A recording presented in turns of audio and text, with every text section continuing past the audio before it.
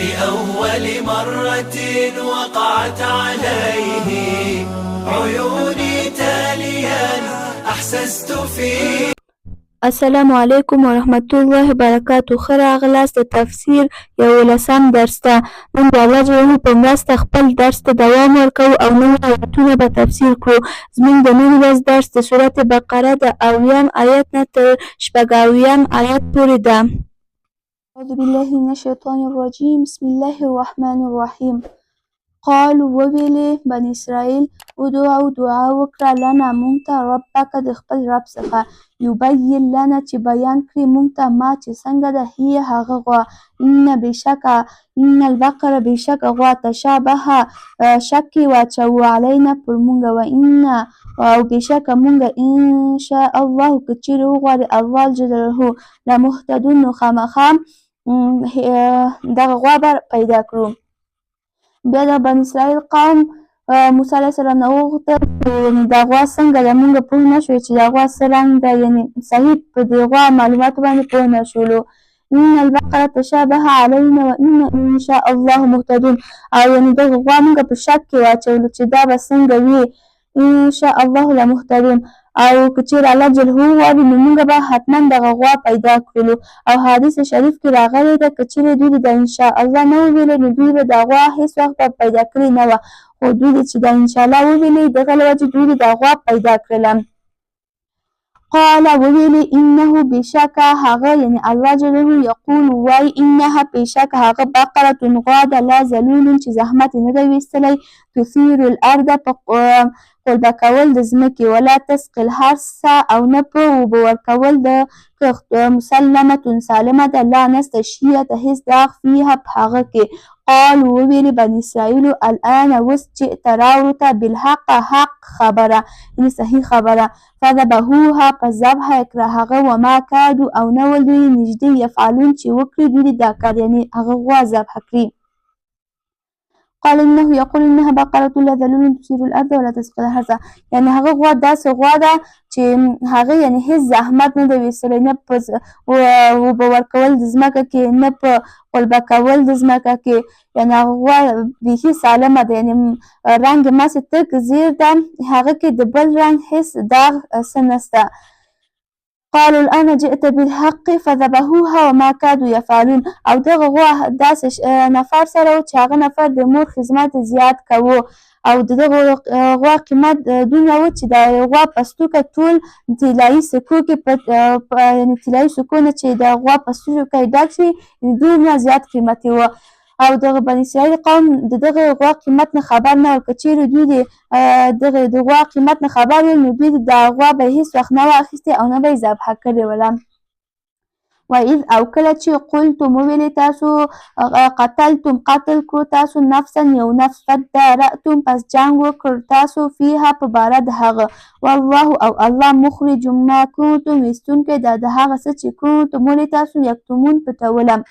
الله جل جلاله دلته بني اسرائیل ته خطاب وکړي تاسو هغه وخت په یاد کړئ چې تاسو په منځ کې یو نفر قتل شو نو د هغه قاتل نه و معلوم،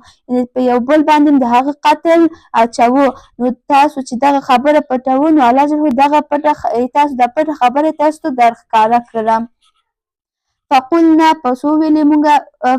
ضربوه پس وویلې مونږ چې ووهه دغه ببعضها په بعضې حصه د هغه کذلک دغه رقم یحیی الله ژوندی کوي الله جل جلاله موته مړی ویریکم او ښیي تاسو ته آیاته آیتونه خپل لعلکم تر څو چې تاسو تعقلون فکر وکړئ یعنې عقل نه کار واخلئ.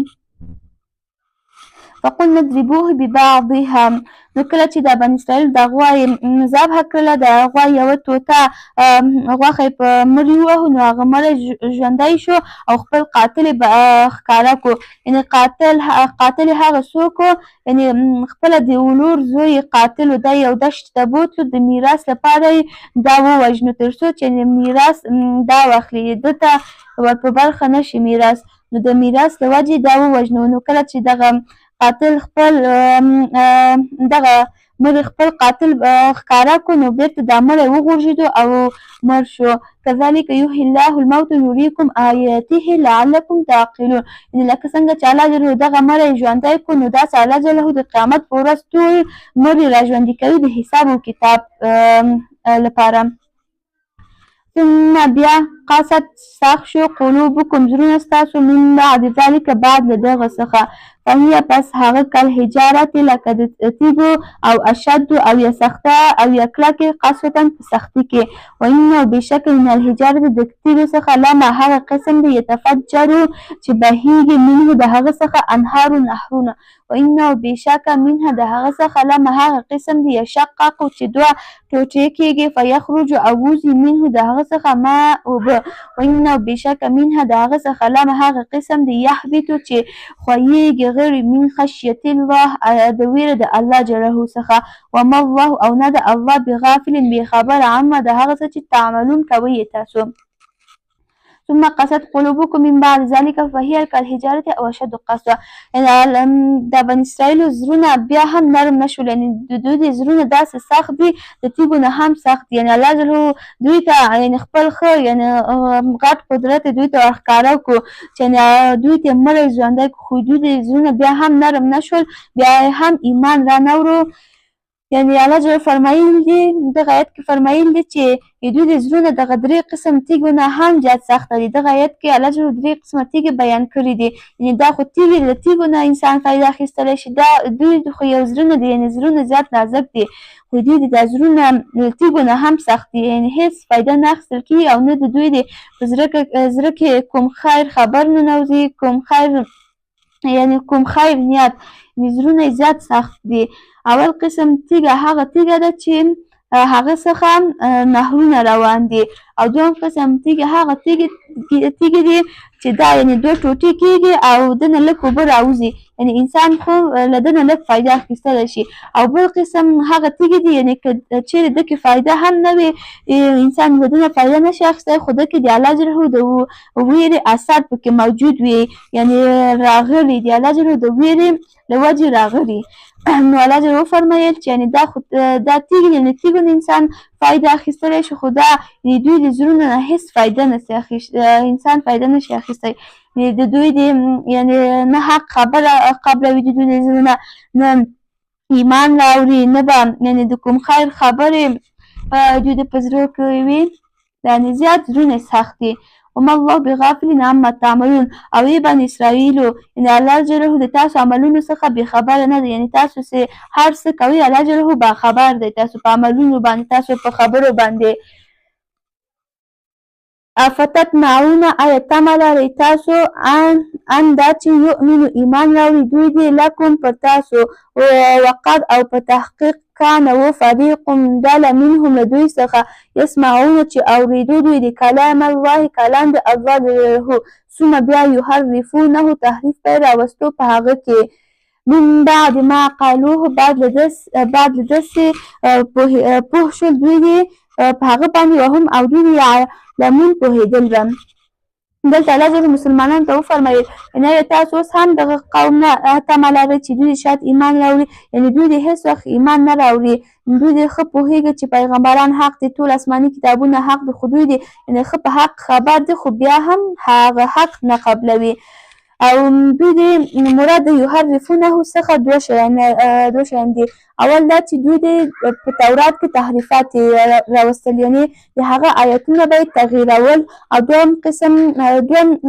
قسم دا ده چې کله چې دوی د کوه تور ته لاړو الله جل دوی ته کوه تور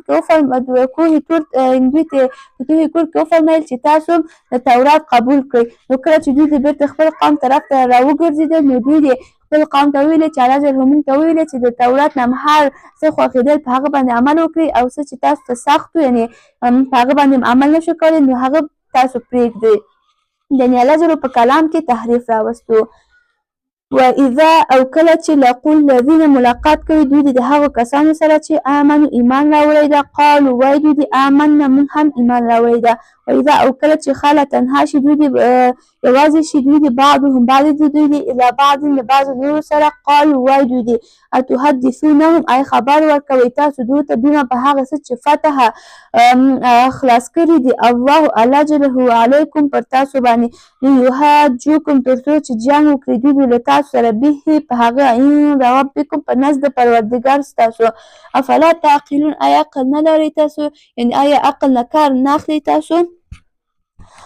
او کوم د تورات کوم ایتو کې چې تحریف نه راغلی نو یهودیانو به دغه ایتونه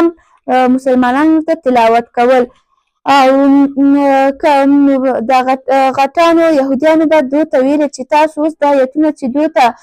مسلمانانو ته تلاوت کوئ نو د قیامت په ورځ چې الله جل تاسو نه سوال وکړي چې تاسو ولې زما په ایتو ایمان رانه وړو هغه باندې عمل ونه کړو نو بیا که تاسو هلته ووایئ چې موږ ته خو تا احکام نه راغلي یعنې تا ایتونه نه راغلي نو دلته بیا مسلمانان په تاسو باندې ګواهي درکوي یعنې دوی دې وایي چې دغه بني اسرائیل یعنې دروغ وایي